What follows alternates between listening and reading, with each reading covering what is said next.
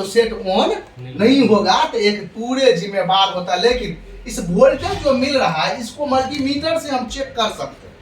जो वोल्टेज इसको 4.2 का मिल रहा है या ऑन ऑफ स्विच पर मिल रहा है कि नहीं, वोल्टेज जहां जहां जा रहा है वाटर 2965 को मिल रहा है कि नहीं, ये सारा जगह वोल्टेज मल्टीमीटर से हम चेक कर लेंगे। लेकिन ये 2600 मेगाहर्ट्ज का जो एक फ्रीक्वेंसी जनरेट हुआ, बैंड बना, वो एक मल्टीमीटर से ट्रेस नहीं किया जा सकता। समझ ना? वो उसको चेक करने के लिए डीएसओ मशीन आता है। क्या आता है? डीएसओ मशीन आता है। डीएसओ मशीन से इसमें ग्राउंड में और ये सिग्नल जो आउटपुट हो रहा है इस पर लगा करके उतना बैंड वो सिग्नल बताता है, तो तब माना जाता है। लेकिन एक मल्टीमीटर से भी हम लोग ट्रेस करके इस लाइन को चेक कर सकते हैं। जो पुराना मल्टीमीटर का नॉलेज होगा वो आपको बताएगा। जब यहाँ हम चेक कर रहे हैं तो आपके पास वहाँ वो थी लो RF, हम लोग देख रहे हैं सब। क्या लिखा हुआ? RF। RF का फुल फॉर्म होता है रेडियो फ्रीक्वेंसी। क्या होता है? Radio frequency. और यहाँ पे जो काम हो रहा है वो रेडियो फ्रीक्वेंसी पर ही काम हो रहा है। ठीक, उसको ये हाफ कर देता है। RF क्रिस्टल जो चमकीला क्रिस्टल लगा हुआ है उस 2600 मेगाहर्ट्ज का वो क्या कर देता है? हाफ करके, आधा करके देता है फ्रीक्वेंसी को। यहाँ लिखा है क्या है? RF। इसका डीसी सप्लाई मशीन में क्या यूज है ये हम जानेंगे। मान लीजिए कि मेरे पास सिम नहीं है लेकिन इस मोबाइल में नेटवर्क फॉल्ट है। समझिए, इस मोबाइल में नेटवर्क फॉल्ट है लेकिन हम मेरे पास सिम नहीं है। जब हम इसका इस फ्रीक्वेंसी पर फिट करेंगे और मोबाइल को इसके नजदीक रखेंगे तो यहाँ RF सिग्नल सीक्वेंस में यहाँ घटते बढ़ते दिखाई देगा। यहाँ पे जब ये बढ़ जाएगा तो हम समझेंगे मोबाइल इसके नजदीक रखना है, ना कि इसके तार में जोड़ना। समझिए, RF सिग्नल का मतलब रेडियो फ्रीक्वेंसी बिना तार के चलने वाला। बिना तार मतलब समझ रहे हैं? जिसमें बिना तार का, जैसे ब्लूटूथ, वाईफाई, FM, जो भी चीज बिना तार का हम चला रहे हैं, सर्किट से जुड़ा हुआ है, बिना तार का जुड़ा हुआ, किस चीज से जुड़ा हुआ? RF सिग्नल से जुड़ा हुआ, ऑक्साइड करंट से जुड़ा हुआ। जब हम यहाँ पर किसी मोबाइल को ऑन करेंगे और यहाँ रखेंगे और RF में सर्च करेंगे मोबाइल को कि नेटवर्क है कि नहीं, इसके नजदीक आते ही ये सीक्वेंस बढ़ जाएगा। इसका मतलब मेरे मोबाइल में नेटवर्क फॉल्ट नहीं है। अगर इसके नजदीक हम रखें और ये फ्रीक्वेंसी बढ़ा नहीं तो समझ जाइए कि मोबाइल के अंदर बीमारी है, फॉल्ट है नेटवर्क सेक्शन का। वैसे ही हम ये जो सिग्नल है जो 2600 मेगाहर्ट्ज से हाफ बना देता है, ये क्रिस्टल का काम होता है। जो वोल्ट मिलेगा उसको आधा कर देना। तो इसके इनपुट में हम चेक करेंगे कि उतना मेगाहर्ट्ज का बैंड सिग्नल बन रहा है कि नहीं। तो वहाँ कहाँ रखेंगे? तो आप मल्टीमीटर हमको दिखाइए। HFE लिखा है कि नहीं? यहाँ पर सब आदमी देखिएगा, यहाँ लिखा हुआ है HFE। लेकिन इसका हम 26 को या 13 को हम मैनेज कर लेंगे, यहाँ से चेक कर लेंगे। यह हाई फ्रीक्वेंसी को चेक करने के लिए दिया गया। समझ गए? यहाँ हम रखेंगे ग्राउंड में, ग्राउंड और पॉजिटिव यहाँ रखेंगे। यह सिग्नल जो प्राप्त होगा, कुछ रीडिंग आएगा, उससे हमको मालूम चलेगा कि ये सिग्नल बन रहा है। समझ रहे? इसका मतलब HFE का मतलब होता है, क्या होता है? हाई फ्रीक्वेंसी को चेक करने के लिए बनाया गया है। जो हाई फ्रीक्वेंसी जो एक मल्टीमीटर ट्रेस नहीं कर सकता है, वहां हम रख करके, जैसे कि DTH सप्लाई चेक करना है, तार को चेक करना है कि यहाँ तक मेरा तार कटा है कि नहीं, फ्रीक्वेंसी आ रहा है कि नहीं, कहीं ओपन है कि नहीं, उस सब के लिए यहाँ पर चेक किया जाता है। तो हम ये भी जाने। अब ये ध्यान देंगे कि सब चीज सही रहने के बाद भी सेट डेड होगा। तो फर्स्ट स्टेप में स्टेप बाय स्टेप हम चेक करेंगे। सबसे पहला चीज टेस्टिंग मेरा होगा एक बैटरी का टेस्टिंग। बैटरी पूरे मोबाइल एक तरफ और बैटरी के एक तरफ, अगर बैटरी खराब हो तो कोई भी सेट ऑन नहीं होगा। और सबसे पहले बैटरी चेक करेंगे। मिनिमम 3.7 और मैक्सिमम 4.2 के लगभग बैटरी होना ही चाहिए, तभी कोई सेट ऑन होगा। उसके बाद DC to DC converter IC का काम होता है। जो वोल्ट भी बैट वोल्ट जो लिया, यहाँ पर कौन सा, इसका नाम क्या है? We bat. यहाँ कितना होगा? 4.2 का वोल्टेज।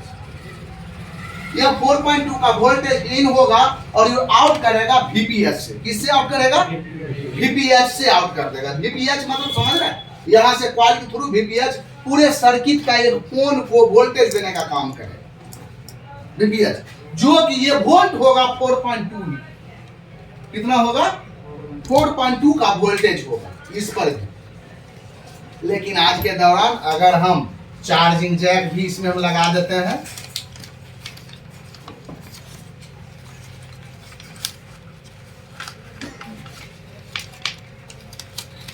इसका नाम क्या गया? सीसी, और ये पॉजिटिव लेग से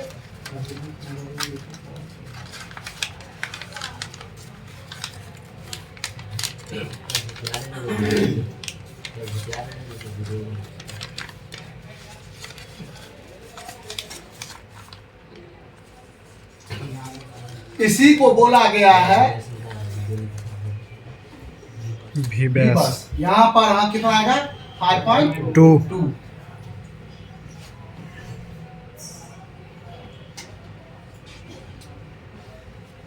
जब हम कोई भी चीज चार्जिंग हम लगाए मोबाइल के अंदर हम यूएसबी कनेक्ट करते हैं, तो सबसे पहले जो सीसी चार्जिंग कनेक्टर जिसको हम लोग बोलते हैं, वो चार्जिंग कनेक्ट में जुड़ते ही सबसे पहले डीसी टू डीसी या पीएमआईआईसी को 5.2 का वोल्टेज मिल जाता है। यहाँ से एक ओवीपी, ओवर वोल्टेज प्रोटेक्शन, ये एसी फ्रीक्वेंसी यहाँ पे आ रहा है कुछ ना कुछ, उसको ओवीपी शुद्ध और साफ करके इसमें सुरक्षा प्रदान करके रक्षा करके output voltage OVP over voltage को रोक करके शुद्ध डीसी 5.2 वोल्टेज पीएमआई को दे देगा। और वो पीएमआई क्या करता है?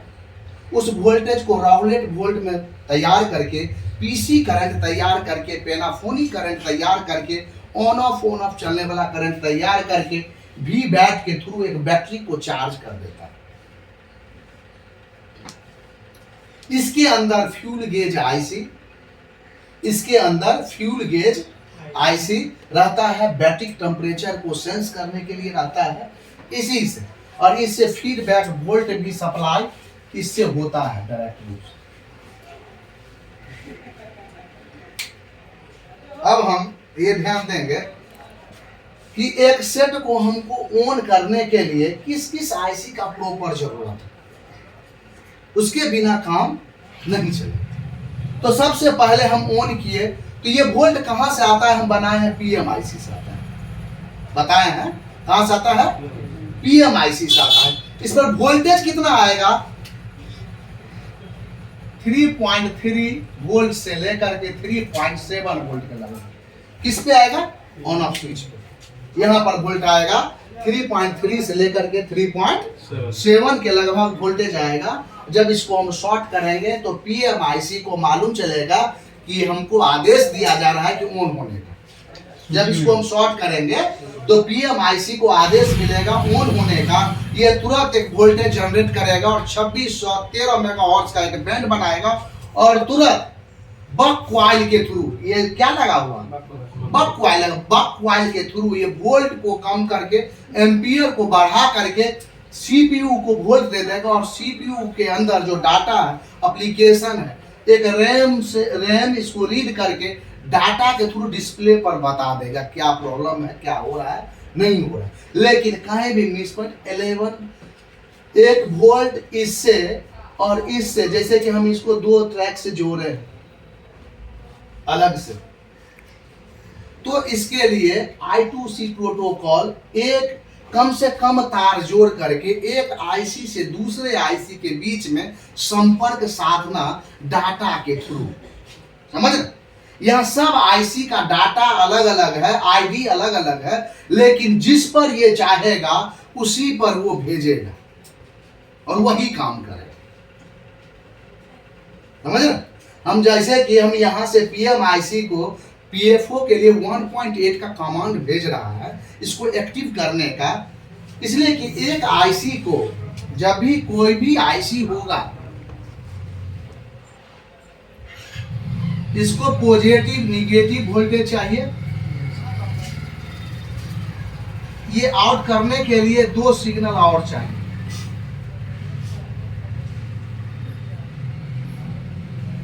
ये हो जाएगा CLK और ये हो जाएगा डाटा जीरो।